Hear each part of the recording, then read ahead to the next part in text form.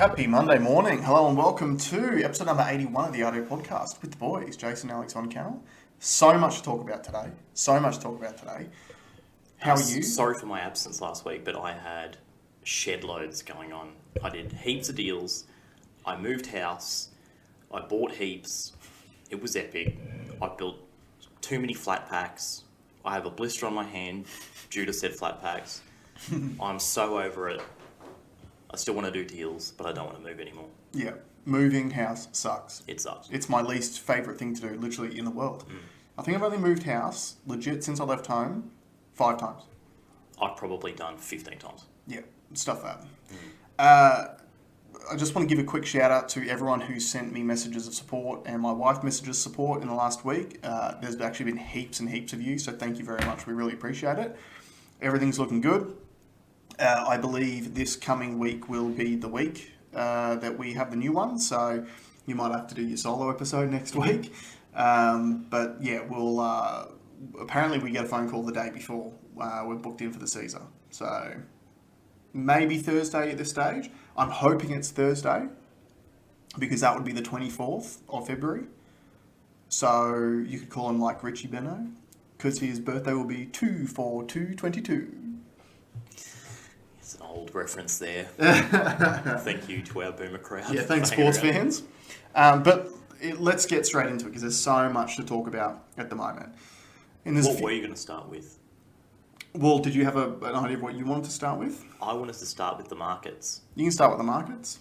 So the markets, as in finance markets, have had an absolute crushing time over the last couple of weeks. Just before we get into it, what we will be talking about. So obviously markets, we want to talk about briefly what's happening in Russia and Ukraine at the moment.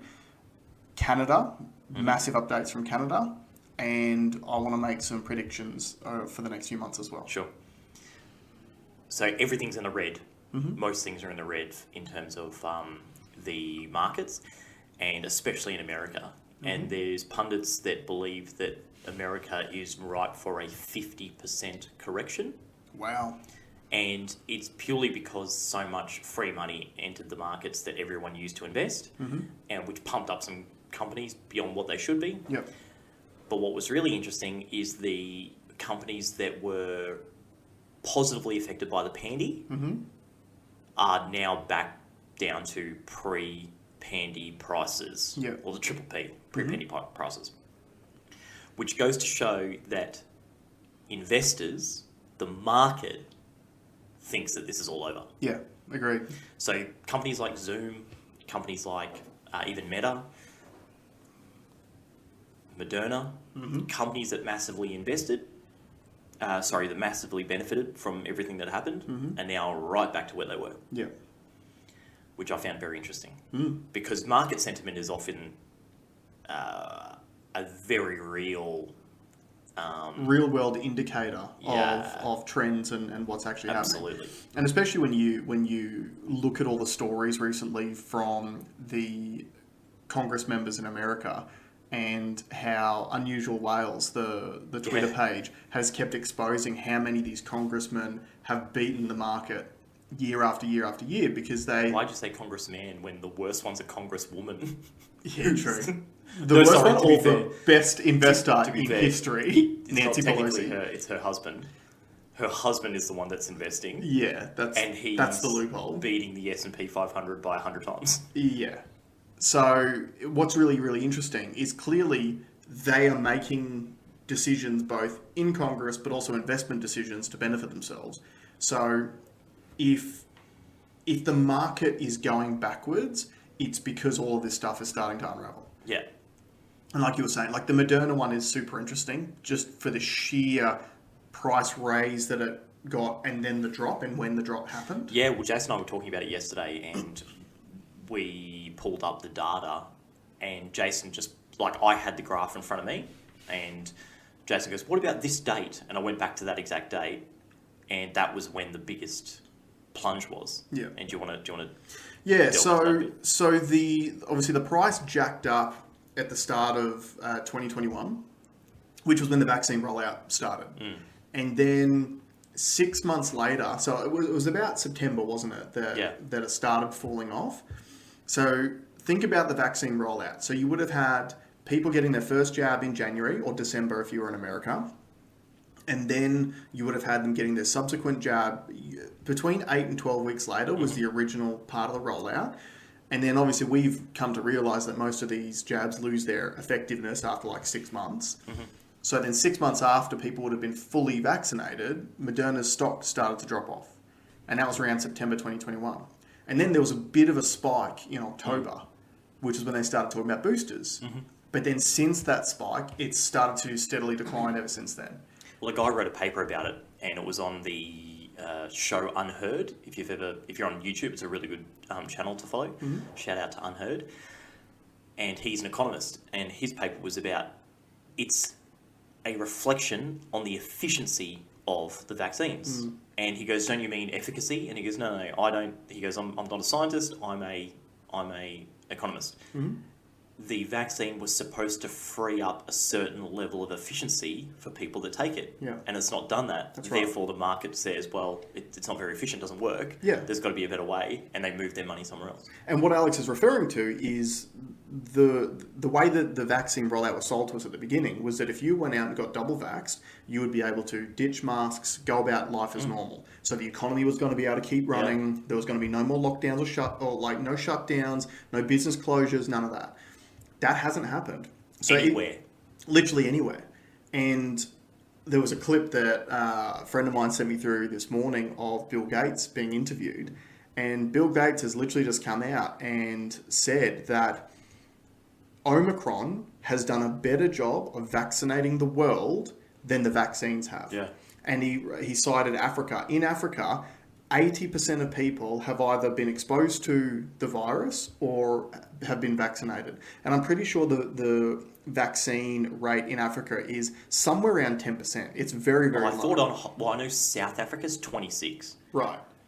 I don't think... But I don't... I think he would have specified South Africa. I think he was talking about Africa because they keep saying that all the variants are coming from unvaccinated countries. And Africa... And thank you, Africa, for sending us this variant. Thank you, we appreciate it. Which I don't think came out of them, but anyway. Omicron did. I know that it started in South Africa, but I don't believe that it started because of unvaccinated populations, which is the... I do. That's what I said at the beginning. I said because you've got... remember, I said it on this show where because we have in the highly vaccinated world, you have a set framework for what your immunity looks like because we elicit a response from the vaccine. So when it's very easy for the virus to work its way around it figures out because it's got practice every time. Every person's the same. We're saying the same thing. Well, no, because I'm saying. Aren't we saying? Are you saying that the variants come from unvaccinated people? Yes. I disagree. No. So let me finish. Yeah. So because our immunity is primarily vaccination based, it's a very set in concrete immunity level, right? In the unvaxxed countries, it's changeable. Everyone's got a different immune response to it. Therefore, it's harder to just replicate into something more. That's why Omicron had like 32 different mutations. Whereas I feel like something that would come out of a vaccinated could have two mutations and get around our vaccine. Yeah, but because I called it, I said it's going to come out of. I think studies will show in the future that the reason why was natural immunity turned basically nullified the negative effects of the virus. I think it was more. So this is the reason why I think variants, or at least why there's a lot of elements of what you're saying, which is true. So vaccine immunity only gives you a limited scope of immunity. Yeah. So that allows for selection of variants. Yeah. So Delta was obviously the first one that really spread quite widely when the vaccine program rollout started. And then obviously Omicron's come after that. And I think that it's more so a case of if you're vaccinated and the virus tries to enter your system, you're putting evolutionary pressure on that virus to have to mutate to get around the vaccine. For sure. And because we've had such a large amount of people vaccinated with the exact same vaccines, that gives the virus millions of people to have a crack at to get around it. That's and what then, I'm saying, Yeah. So Yeah, it's the same thing. That's why I'm saying natural immunity, because it's so differential from person to person. yeah. It had the virus didn't have a set framework to evolve to, therefore it was nullified. So potentially what you're saying is that if you had an unvaccinated population, you're going to have, let's say, 100 different variants circulating. Yep. And then when one of those variants hits the vaccinated population and is able to get around the vaccine, because there is no evolutionary pressure on that variant to change forms, because it can easily get around vaccinated immunity, that's how it becomes a dominant variant. No, not really. I'm saying that Delta probably came from... Delta was really the first one that evaded vaccines. Mm. And I think that one was one that was specifically targeted at... No, you're probably right. From and again, look, we're obviously trying to just figure this stuff out. We are spitballing. But from my perspective... I'm a car dealer. Yeah. I'm a landscaper, which a head of biomedicine at Bond University tried to pull on me in a Facebook argument months ago, and he was still wrong at the end of it. But anyway. Did he keep that post up, or did he delete it? No, he's deleted it. Yeah, funny that. And what's going to be really interesting is if he goes back through and deletes all the times he rubbished ivermectin, when in September the Oxford study comes out and will show that ivermectin's effective. Yeah. But anyway, before we get into the weeds, there's a lot of stuff going on at the moment, and where variants came from is kind of irrelevant. You've made the key point. The markets are dictating. This is over. The pandemic's over. Yeah. And we're seeing the walk back now. So every single pundit, every politician, every health bureaucrat, they're all moonwalking now. They're all walking everything backwards.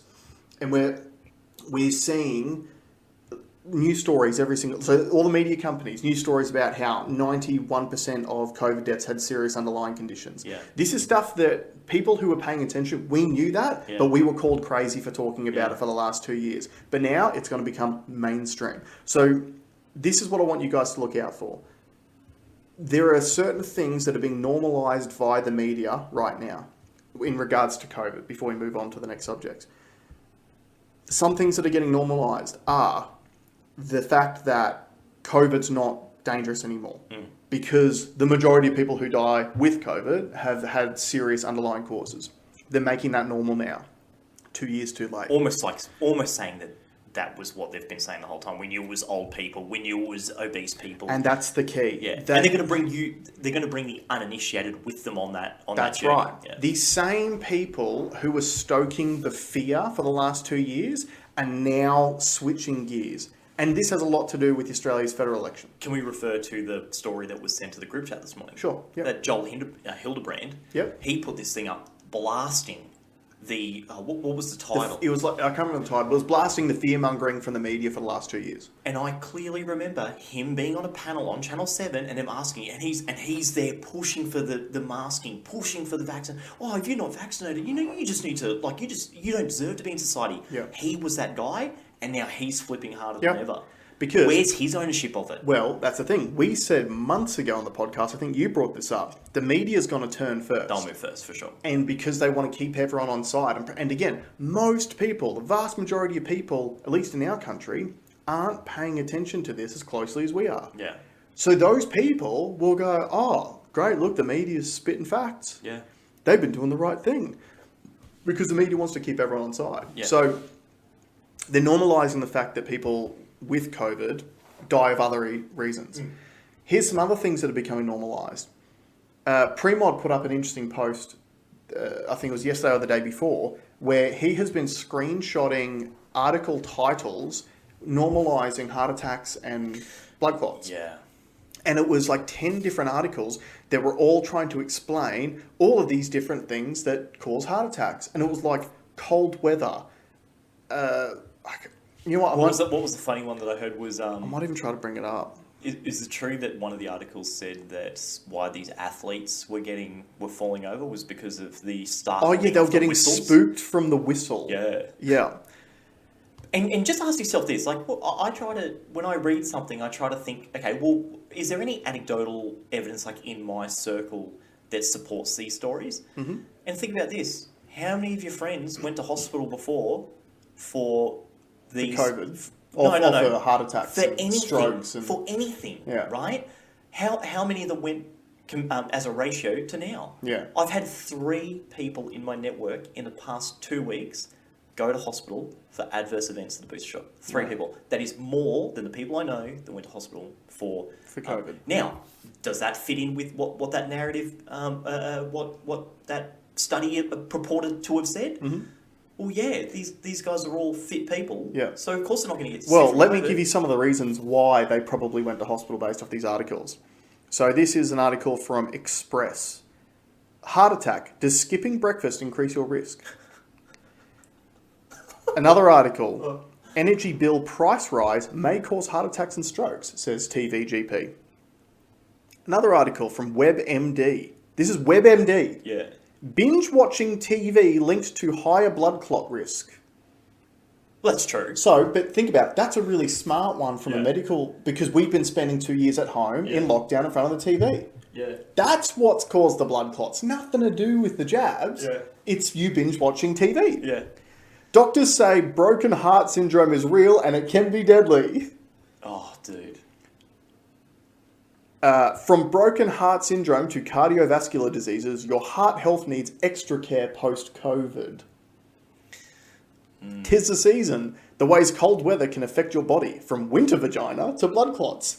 Any ladies out there, can you tell us what winter vagina is? I've never heard of this term before. I've never I know heard of it what either. winter penis is. Yeah. It's just turtlenecking. Very small. Lonely older women at greater risk of heart attack, study shows. Which is surprising because that's not what the evidence has shown. The evidence has shown that the heart attacks have really affected young men. Yeah, do you know what I would say too? If I had to pick a demographic that was most likely to get vaccinated, it would be single older women. Probably. I feel, just based on statistics. Just based on the amount of 3 vaccine emojis on their Twitter. Yeah. Here you go. Blood clots, the popular breakfast food that could enhance the risk of blood clotting. Vaccines. Death, Yeah, it is. Pfizer snacks. taking jabs for breakfast. Death during sex isn't just something that happens to Moderna middle-aged chunks. men, new study finds. Physical activity may increase heart attack risk, study suggests. So, again, what's the point? The point is, we're now at a stage where the pandemic's over, the vaccines have gone into enough people now, so now we are trying to normalise and the effects of the vaccine adverse events. Like the HIV stuff. Potentially like the HIV Yeah, stuff. we'll come back to that. Or we won't come back to that. No. Just put it in the back of your brain. Yeah. So that's being normalised at the moment. I wrote down an anecdote. Yeah. wrote down an anecdote, and I'm going to try and recite it without going over and grabbing it. Mm-hmm. We need to be in a situation now, and this is kind of our job, but I want you to start doing this stuff for yourself. When you listen to the news, ask, what is the story? Yeah. And it sounds easy, right? Well, obviously, just listen to what they say. No, but ask, no, what's the real story? That's right. Why are they saying it? Mm-hmm. Who could benefit? Yeah. What is the big play? Right? Because sometimes in a game of chess, you might set up a certain thing to do a play 4 or 5 moves down the track. That's right. And let's be real, with the COVID rollout, everyone in the media, everyone in the government was wrong. Yeah. Okay, and this is all going to come out. Mm-hmm. We've been saying it forever, but the media's going to flip on them first, Yep. and we're going to forget that they told us to do it, Mm-hmm. and the government told us to do it. So what's a good strategy? Well, you flick past to a different story. That's that's right. bigger Diversion. and scarier. Does that move us into? It does.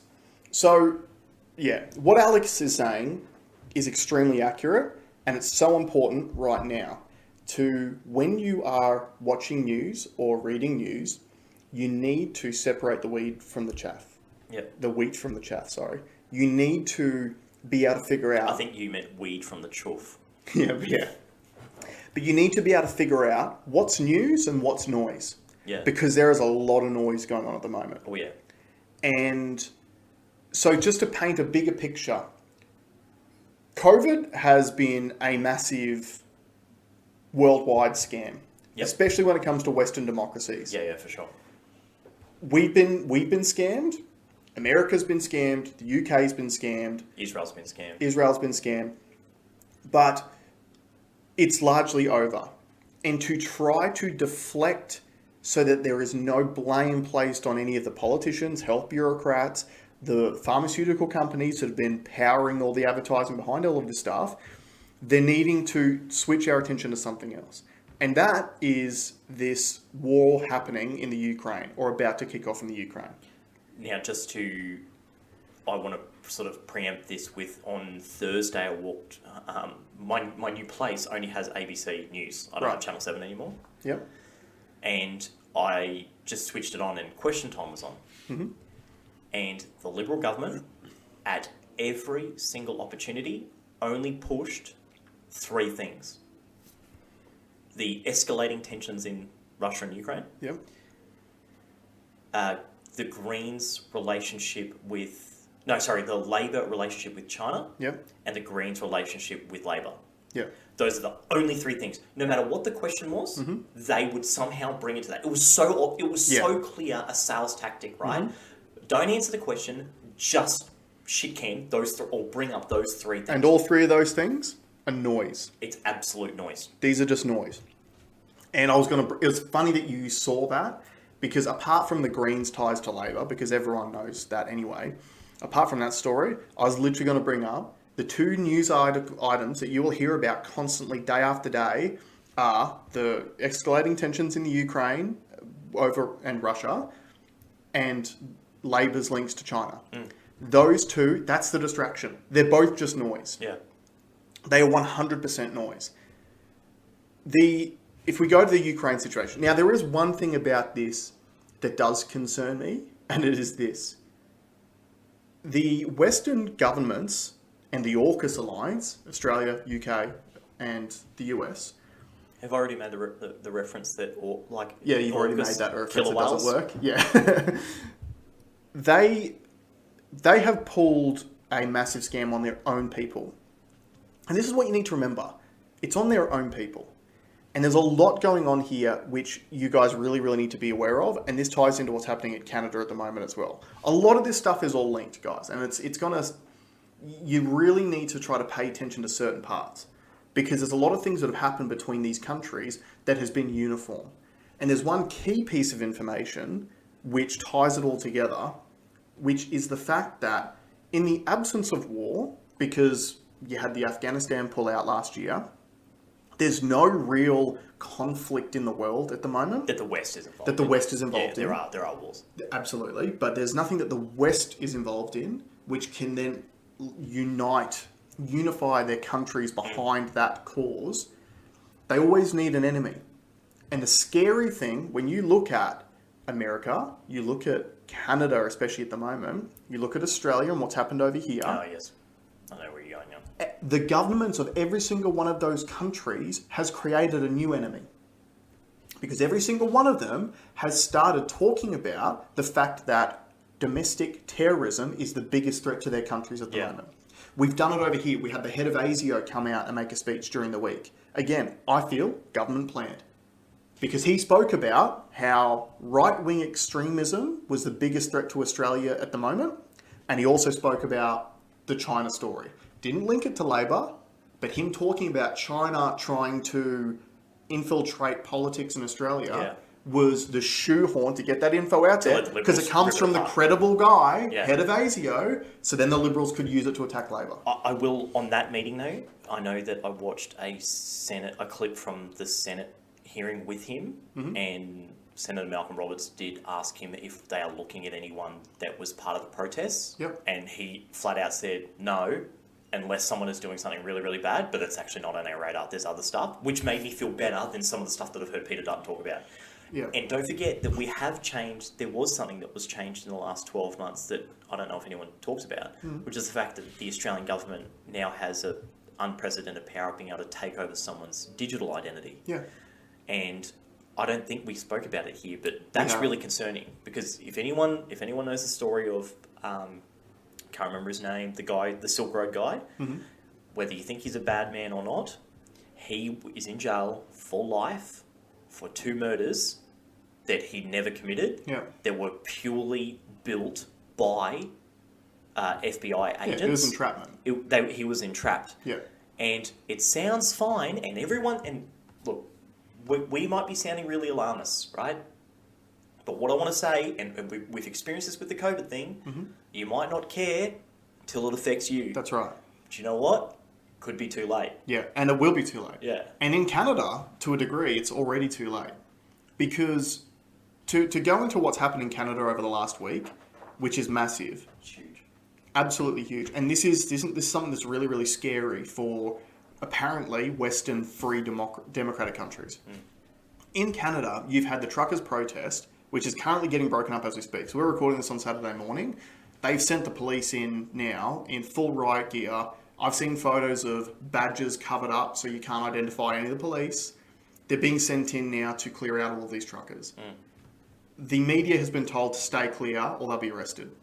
That's a concern. Yep. Because we saw that in Melbourne last year, right? 100%. We spoke about it on the podcast. When they had the protesters that, like, during the time they were shooting rubber bullets at protesters, remember they tried to put the no-fly zone over the top so the media wasn't able to report on it? Yeah. Well, that's what I fear is happening right now as we speak in Canada. Because I believe that the police are being sent in doing very heavy-handed tactics to get rid of these protesters. But this is the big thing out of Canada at the moment that's happened in the last few days. Justin Trudeau, the Prime Minister of Canada, has enacted the emergency... I can't remember what... It's like a state of emergency like we've used over here.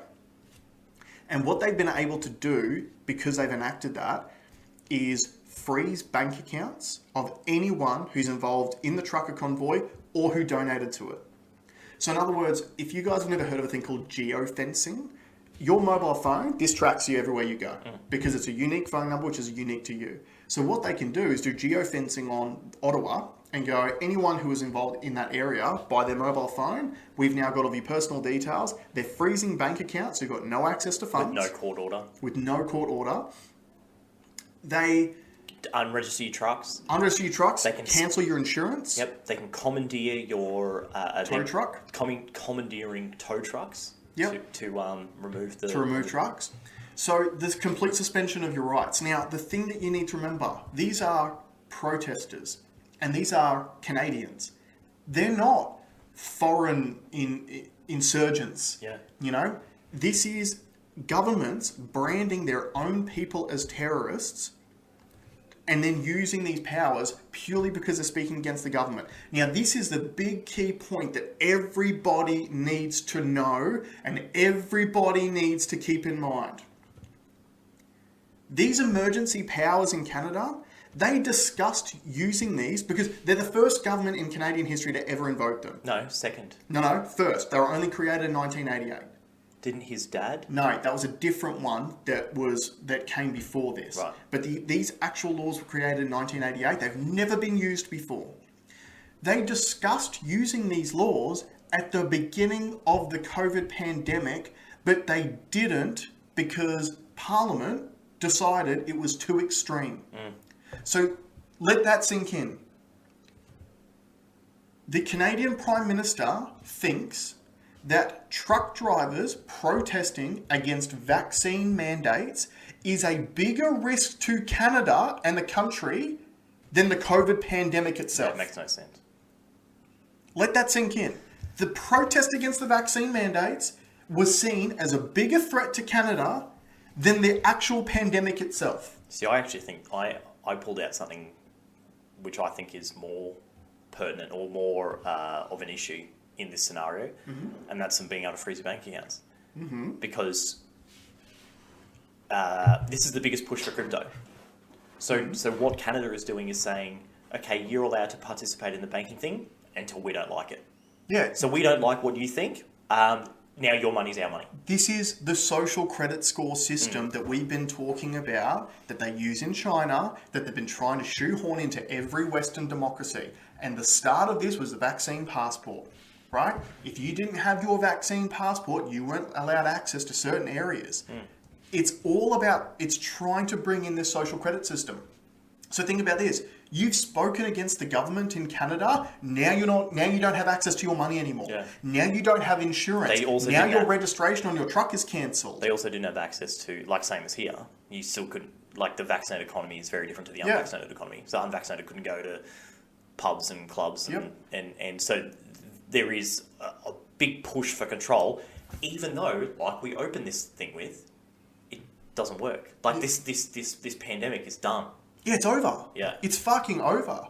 And yet So we're still that's the thing. That's why we're bringing this up now, because the pandemic might be over, but that's only the start of the war. That's the first battle. Yeah, the flow on will be.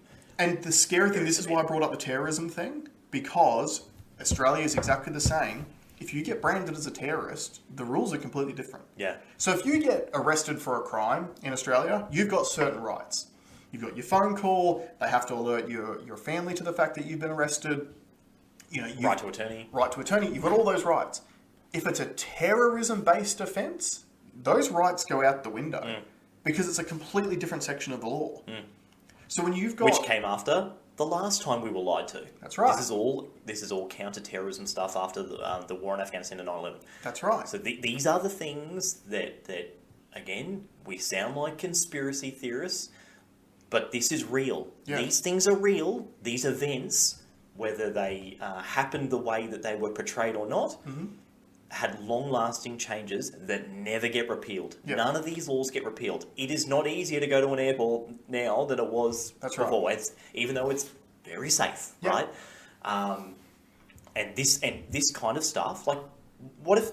Think about this. What if the government just decided that a certain political commentary they didn't like, and then they could switch your bank account off? Have you thought about that? Like, have you thought about the real effects of that? And that's what crypto's about. Crypto is about removing governments and banks from what you do with your value. That's right. Okay, so if that's not the biggest push for why you need to set up a wallet, sorry, Michelle, I haven't done a video for it because that's the very basics. I'll send you a link.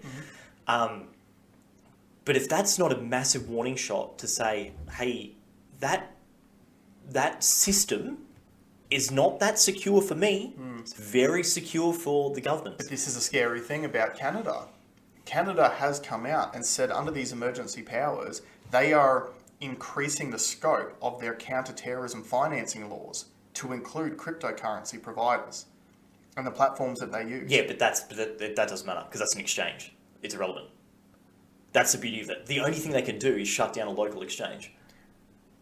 Because wallet is, if there is a, you can transact on a DeFi protocol away from any government and away from any localized crypto exchange.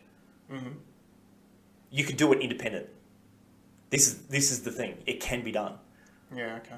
So that all they can do is go to a local exchange and say, give us, because like same law as here in Australia, you have to do a KYC, know your customer, which is a built-in rule that anyone dealing with crypto in Australia through an Australian exchange, that exchange knows who those clients are. Yeah, and that's However, that's a finance counter-terrorism financing for sure. But the beauty of crypto is that you don't have to go to a centralized exchange. You can go to a decentralized exchange where you don't know the person that you are transacting with. No one knows. Yeah. All right. So there is a way around it. That will be a very weak policy. Now, did you also see the article about the bank run that's happened in Canada? Yeah. Everyone went to the bank and tried to pull all their cash out. Yeah.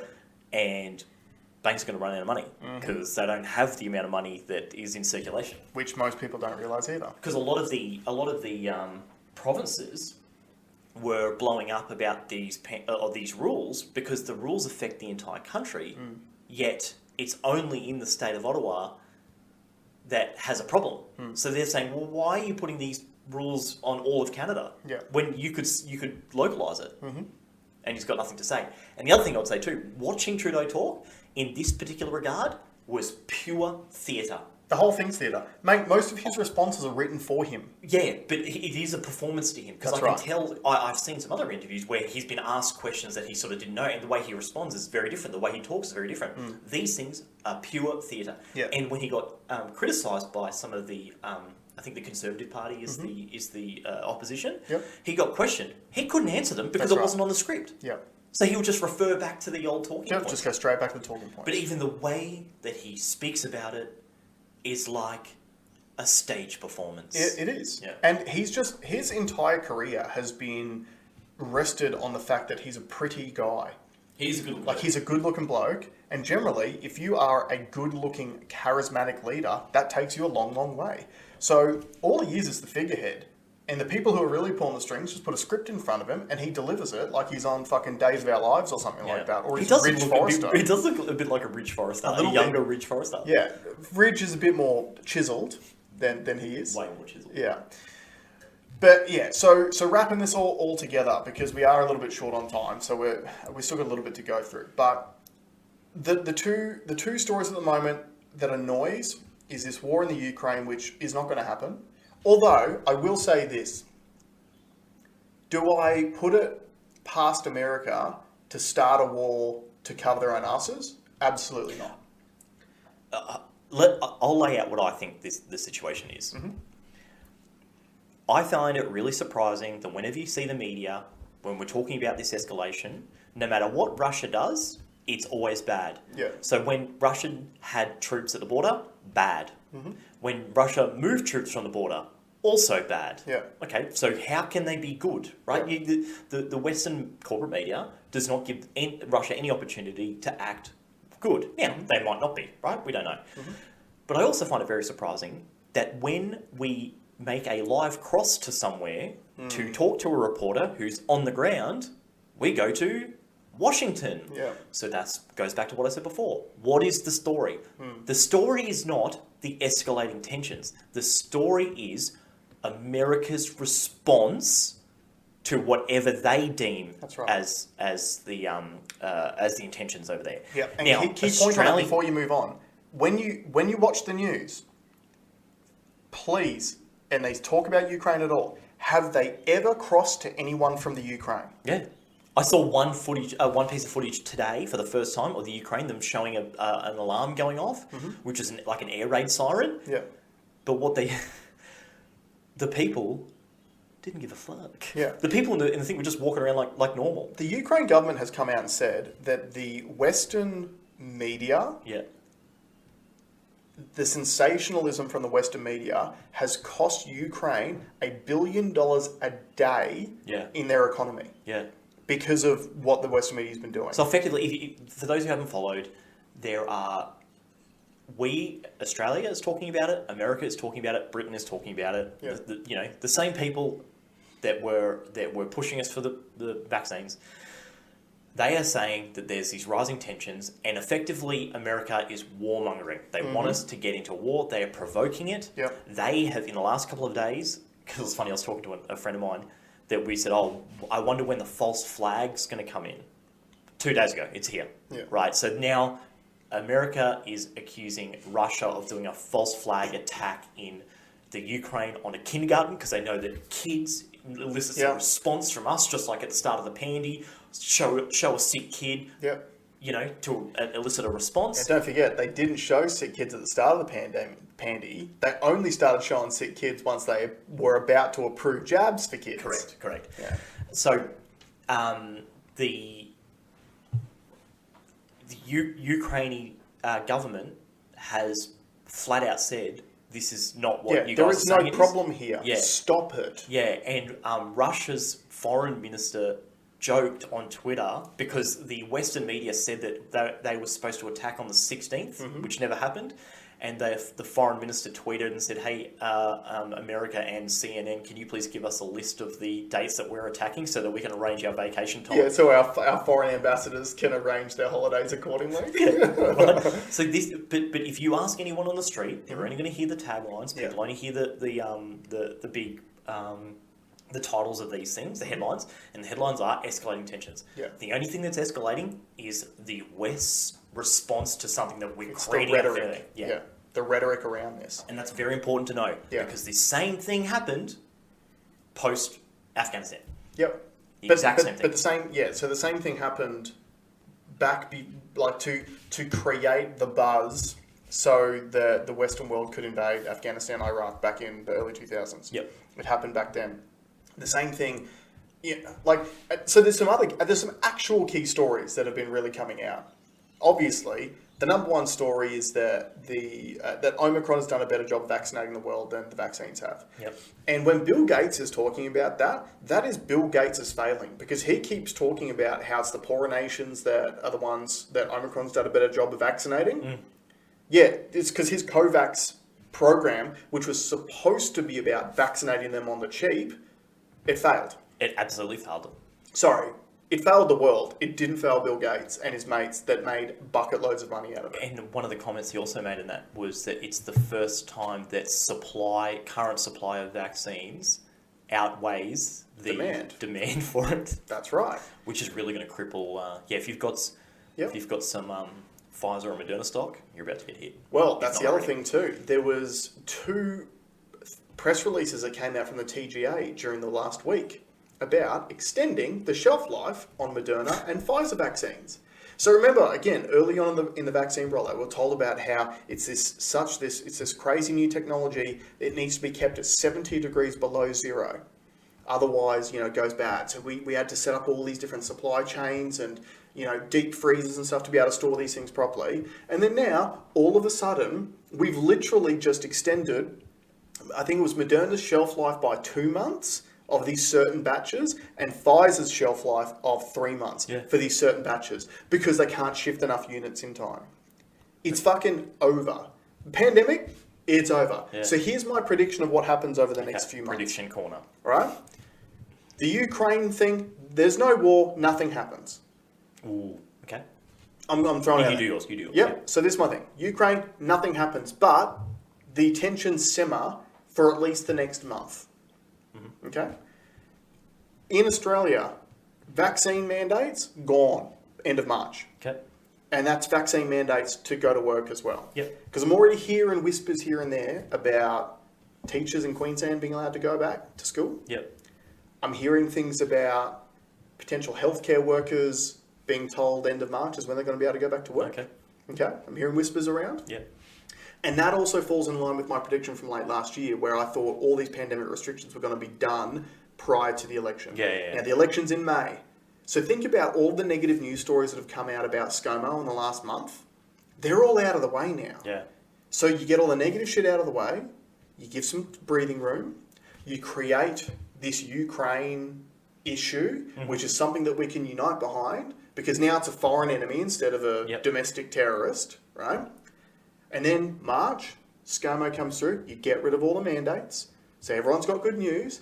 I guarantee you there'll be some sort of bonus money promised to a certain section of the community that going into the election, you'll get this tax break, it'll be $1,000 or $750 or something like that. Yeah, that's already happened, but yeah. Oh, has it? Yeah. It's, nurses are going to get another $400 a week for 2 weeks. Right.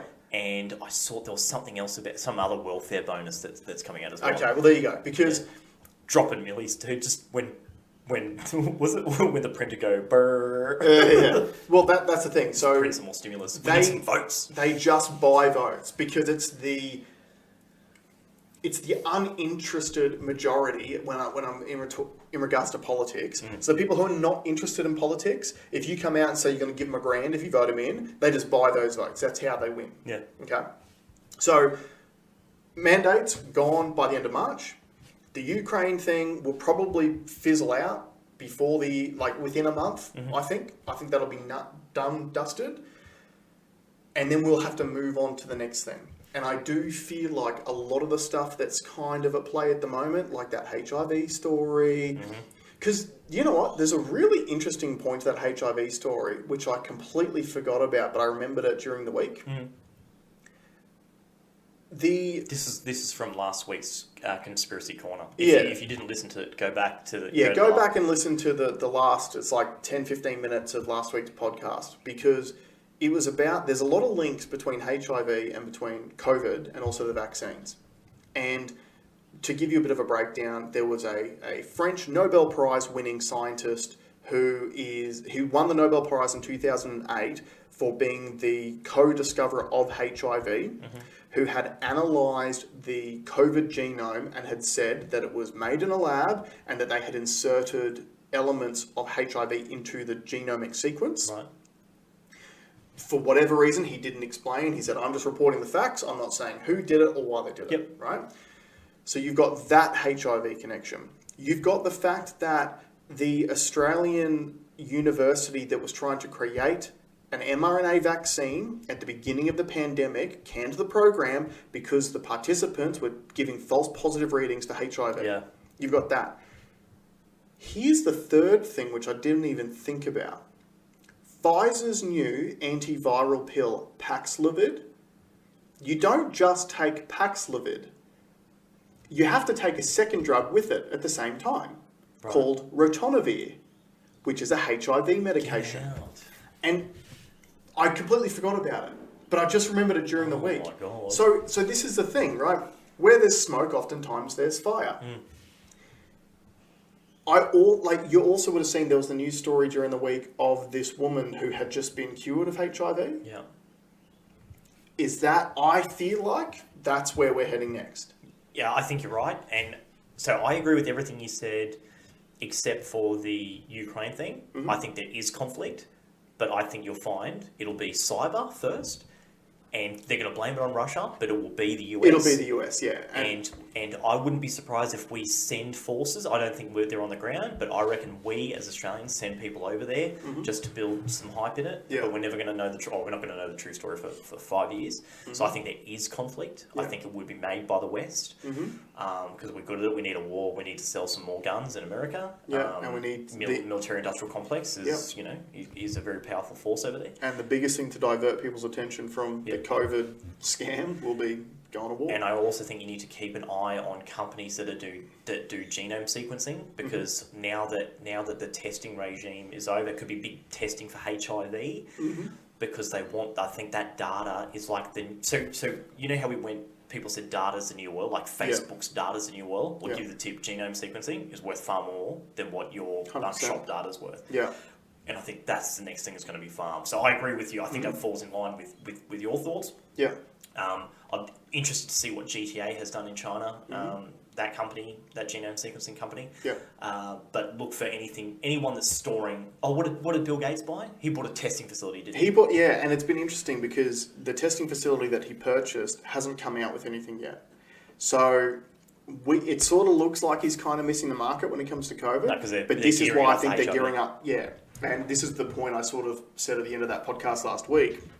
If you want to get real conspiracy theory and try to figure out what's going on next, I would not be surprised at all if all of a sudden HIV testing kits start becoming readily available and they test for this specific genome sequencing that this French doctor has found in the COVID virus, which has now infected billions of people worldwide.